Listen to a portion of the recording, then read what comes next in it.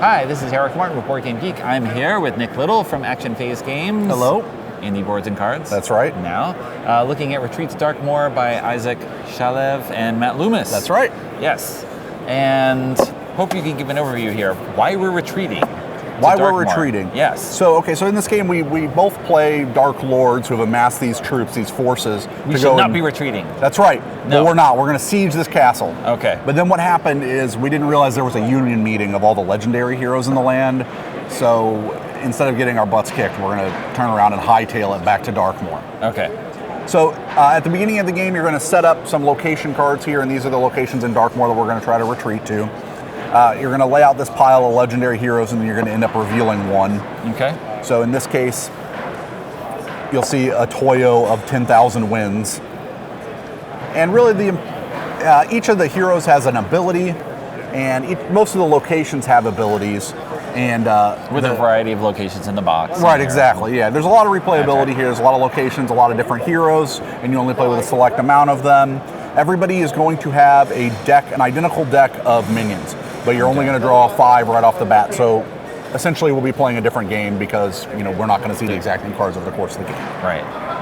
And all the cards either have ongoing effects or immediate effects. So immediate effects will happen as soon as you play them. Ongoing effects will take place while they're in play.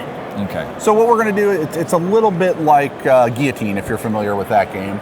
We're going to be playing guys at locations. So on my turn, I would have this hand, and I would play one of the guys at a location. And then I would check to see if it has any effects. This one says immediate, place any number of cards in my hand on the bottom of my deck. So I could place any number of these guys on the bottom, and then at the end of my turn, I'm going to draw back up to 5. Okay. And then if there was any effects that mattered here on the locations, I would take that into account also. But you're also going to play a guy at a location, and basically we're going to take turns going back and forth playing guys at locations and triggering their abilities. Well, I was going to play. Well, there you go. I had a Scheming Familiar. Yeah, and then I can play another one. You got it. Play Charging Minotaur. Yeah, and he has an ongoing effect that says after legendary hero attacks this horde, he's going to defeat an adjacent minion with the highest VP value. Okay. So basically we're going to go back and forth playing guys until an amount of peril is reached that is equal to or greater than this legendary hero. So basically this legendary hero he's just kind of chilling until he sees that there's enough chaos going on in one location. Then he's going to go out and strike there. Okay. So you've amassed this line, and these heroes will start out down at the bottom of the table, and they'll attack the guy who's in last. So he will get attacked, and then you will resolve he'll get discarded. And if it happened on my turn and it was your minion that was getting destroyed or getting defeated, I would get 2 victory points for it. Okay. Everyone else here is going to end up escaping, but first we have to check and see if there's any triggers based on this effect. Charging Minotaur says after the legendary hero attacks his horde, defeat the adjacent minions with the highest VP value. We would check that. Each minion has a VP value here, so they both have 2, so he would defeat both of them, except for the Ancient Mummy ignores those effects. But so basically this guy would get defeated.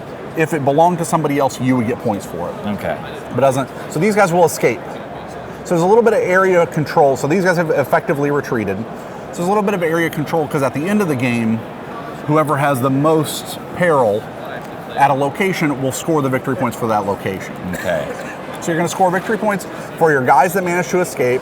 You're going to score victory points for defeating opponents' monsters, and you're going to score victory points for owning the different locations. Okay. So once this guy is attacked, we discard him, and then at the start of the next player's turn, we reveal the next one. And we go through these 5. We go through those 5, and the game ends, and then everybody that wasn't defeated gets to flee. They get to escape. Okay. They retreat for free. Okay. So yeah, it's one of those games that's really simple to play, but it's the interesting intricacies of how the cards work together and how you trigger the effects. Right. Because you usually don't want to be the guy in the back, because if an effect triggers an attack, you're going to be the one that's defeated. But at some point you will. Somebody's going to have to trigger it. You can't just keep waiting. Right. Okay. Let's do that. All right. That was it. That's Retreat to Darkmoor. 2 to 4 players. 2 to 4 players. Yep. Okay. Retreat to Darkmoor.